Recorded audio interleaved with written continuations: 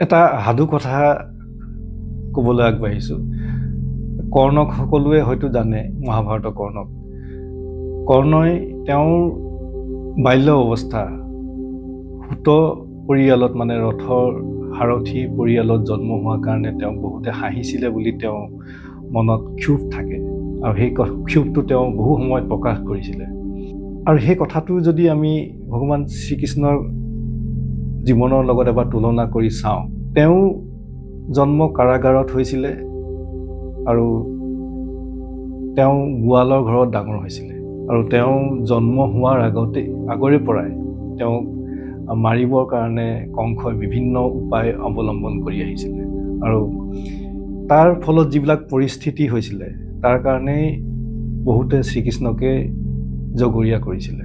আৰু সেই কৰ্ণই যি ক্ষোভ আছিলে, তেওঁ যি আকাংক্ষা আছিলে যে সৰ্বশ্ৰেষ্ঠ ধনুৰ্ধৰ হোৱা, সেই সৰ্বশ্ৰেষ্ঠ ধনুৰ্ধৰ হোৱাৰ আকাংক্ষাত তেওঁ মিছা কথা কৈ শিক্ষা লাভ কৰিছিলে, আৰু সেই আকাংক্ষাৰ কাৰণেই আকাশলংঘী আকাংক্ষাৰ কাৰণেই তেওঁ দুৰ্যোধনৰ লগত বন্ধুত্ব গ্ৰহণ কৰিছিলে।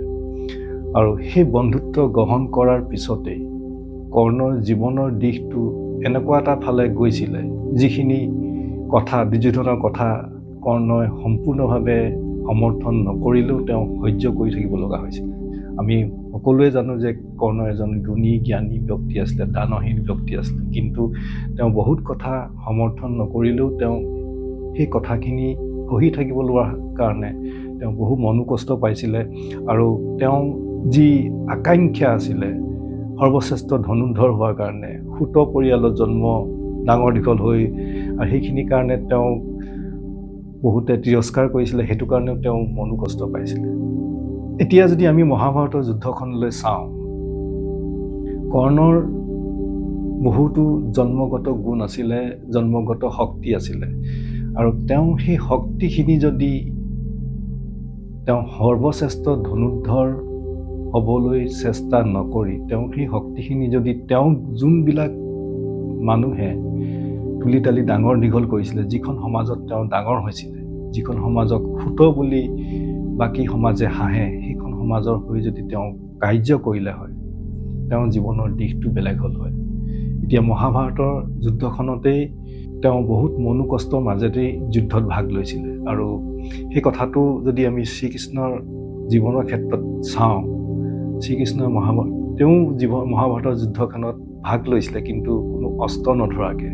এফালে যদি কৰ্ণই কৌৰৱ যদি যুদ্ধত জিকিলে হয়, তেওঁ ৰাজ্য পালে হয়, আৰু আনফালে শ্ৰীকৃষ্ণই পাণ্ডৱ জিকিলেও শ্ৰীকৃষ্ণৰ কোনো ব্যক্তিগত লাভ লোকচানৰ কথা তাত নাছিলে। তেওঁ ধৰ্ম প্ৰতিষ্ঠাৰ কাৰণেহে যুদ্ধত ভাগ লৈছিলে, অস্ত্ৰ নধৰাকৈ।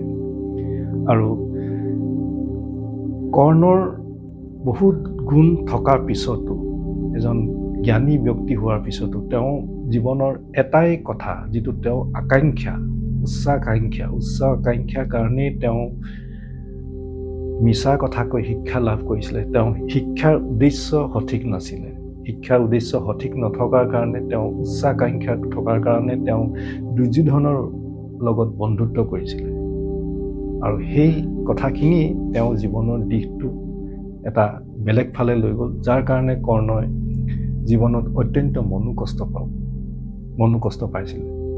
আৰু সেইখিনি নকৰি যদি তেওঁ সূত বুলি হহা মানুহখিনিৰ কাৰণে কাম কৰিলে হয়, তেওঁ আজি মানুহে হয়তো বেলেগভাৱে চিনি পালে হয়।